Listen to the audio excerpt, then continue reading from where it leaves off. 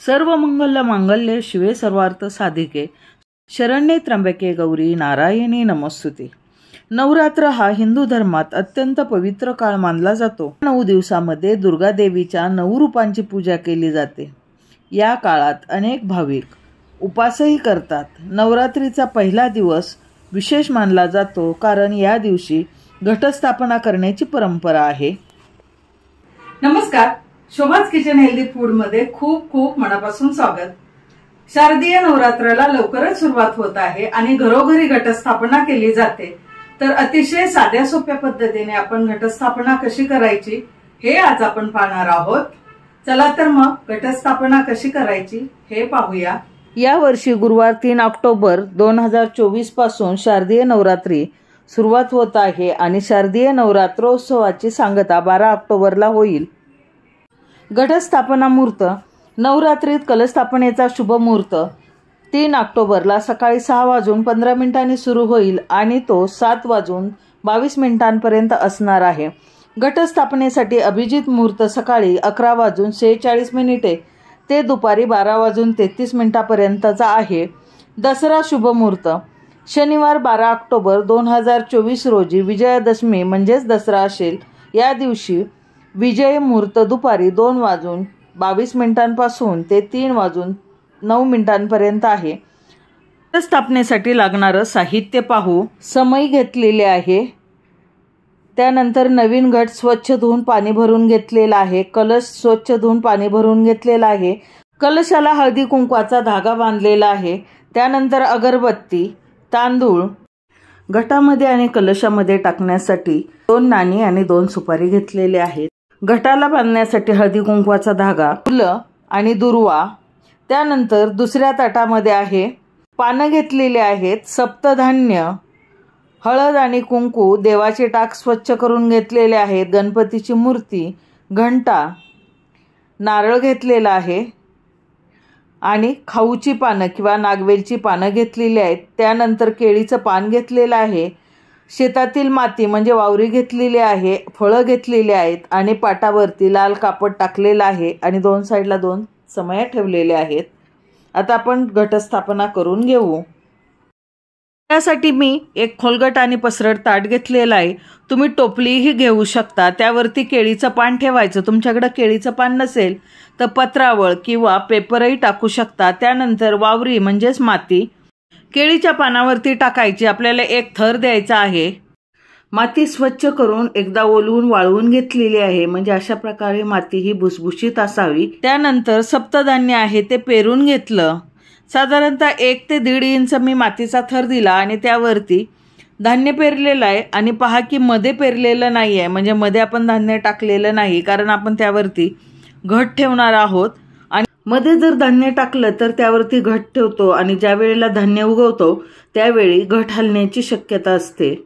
मधला जो पोर्शन आहे त्यामध्ये धान्य टाकायचं नाही। त्यानंतर त्यावरती पुन्हा कोरडी माती टाकली आणि अशा प्रकारे धान्य बुजेल एवढी आपण माती टाकलेली आहे। माती घेताना थोडीशी ओलसर करून घ्यायची आहे, फार मातीमध्ये पाणी टाकायचं नाही। त्यानंतर दुसरा थर पुन्हा धान्याचा द्यायचा आहे। हे जे सप्तधान्य घेतलेलं आहे तेच टाकायचं, पण एका ठिकाणी भरपूर टाकायचं नाही, तर ते थोडंसं दूर दूर टाकायचं आहे। आणि त्यानंतर जे सातू आहे ते मी उभे पेरलेले आहेत, म्हणजे ज्यापासून गहू येणार ते अशा प्रकारे उभे पेरायचे, म्हणजे ते छानपैकी उगवतात। पहा किती दूर दूर पेरलेले आहेत, फार जवळ नाही। आणि जेवढा घट ठेवायचा आहे, ज्या ठिकाणी घट ठेवायचा आहे त्या ठिकाणी आपण धान्य पेरलेलं नाही। असं जर धान्य पेरलं तर आपला घट हा 100% उगवतो।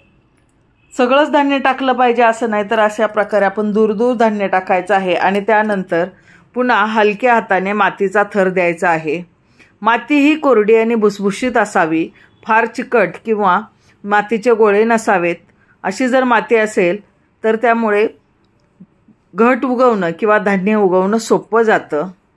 तर पहिल्यासारखंच आपण साईडनेच मातीचा थर दिलेला आहे। मध्ये थोडीशी जागा ठेवलेली होती, तिथे आपण धान्य पेरलेलं नव्हतं। त्यानंतर घट घ्यायचा आहे। घटामध्ये मी आधीच पाणी भरून घेतलेलं आहे। घटावरती स्वस्तिक काढलं आणि हळदी कुंकवाची 5 दिशेला बोटं उमटवून घेतली व्हिडिओमध्ये दाखवल्याप्रमाणे। त्याच्यामध्ये पाणी भरताना ताजं आणि स्वच्छ भरायचं। त्यानंतर सुपारी, पैसा आणि फूल टाकलं, हळदी कुंकू वाहून घेतलं, अक्षता टाकल्या आणि दुर्वा आहेत त्या दुर्वासुद्धा टाकल्या। आता चौरंगावरती माती भरलेलं किंवा धान्य पेरलेलं ताट आपण ठेवलेलं आहे, त्यावरती घट ठेवला, स्वस्तिकची बाजू समोर असेल अशा प्रकारे ठेवलं। त्यानंतर 5 पानं घ्यायचेत। पानं घेताना नागवेलची किंवा खाऊची पानं बोलतात किंवा विड्याची पानं बोलतात, ती 5 पानं ठेवली। आपण देव बसवणार आहोत त्यासाठी नागवेलची पानं किंवा विड्याची पानं घेतलेली आहे। तुमच्याकडे जेवढ्या मूर्ती किंवा टाक असतील ते घ्यायचे आहेत। विड्याच्या पानावरती देवांना आसन म्हणून तांदूळ ठेवले आणि त्यानंतर देवाच्या मूर्ती ठेवली। तसंच जे देवाचे टाक आहेत, ज्योतिबा आणि तुळजाभवानी हे 2 टाक माझ्याकडे आहेत, ते मी आधी स्वच्छ करून घेतलेले आहेत, ते ठेवले। काही लोकांकडे देव झोपवतात, तर आमच्याकडे देव असे बसवतात, तर त्याप्रमाणे बसवून घेतलेले आहेत। त्यानंतर हळदी कुंकू लावलं, फूल वाहिलं। आता आपण कलशाची स्थापना करून घेणार आहोत। त्यासाठी मी तांदळाने आधी स्वस्तिक काढलेले आहे। त्या कलश हा स्वच्छ करून घासून घेतलेला आहे, त्यामध्ये ताजं पाणी टाकलेलं आहे आणि कलशाच्या गळ्याभोवती मौली धागा बांधून घेतलेला आहे। आता कलशाची आपण स्थापना करणार आहोत। त्याच्या आधी हळदी आणि कुंकवाची 5 दिशेला बोटं उमटवून घ्यायची। कलश हा स्वस्तिकाच्या मध्यभागी ठेवायचा। त्यानंतर कलशामध्ये सुपारी, पैसा, फूल, अक्षता, हळदी कुंकू व्हायचं। त्यानंतर कलशामध्ये 5 नागवेलची किंवा विड्याची पानं ठेवायची। तुमच्याकडे नागवेल किंवा विड्याची पानं नसतील तर आंब्याची पानं सुद्धा ठेवू शकतात। मी नागवेलची 5 पानं कलशाच्या तोंडावरती ठेवलेली आहेत। त्यानंतर नारळ ठेवणार आहोत, तो मी पाण्यामध्ये आधीच ओला करून घेतलेला आहे। आता आपण कलशाची स्थापना केलेली आहे, त्याला हळदी कुंकू लावून घ्यायचं। नारळाला देवी स्वरूप मानून हळद आणि कुंकू लावून घेतलं। तुमच्याकडे जर लक्ष्मीचा मुखवटा असेल तर तोही तुम्ही लावू शकता। कलशाची स्थापना झाल्यानंतर दिव्याची स्थापना करणार आहोत। त्यासाठी तांदळाचं आसन तयार केलं आणि त्यावरती दिवा ठेवला। दिव्यामध्ये तेल भरून वात लावलेली आहे आणि हा दिवा आपण अखंड तेवत ठेवणार आहोत। दिव्याच्या बाजूलाच घंटेसाठी आसन तयार केलं आणि त्यावरती घंटा ठेवली। घंटेला हळदी कुंकू फूल वाहिलं। कलश, घंटा आणि दिव्याची पूजा झालेली आहे।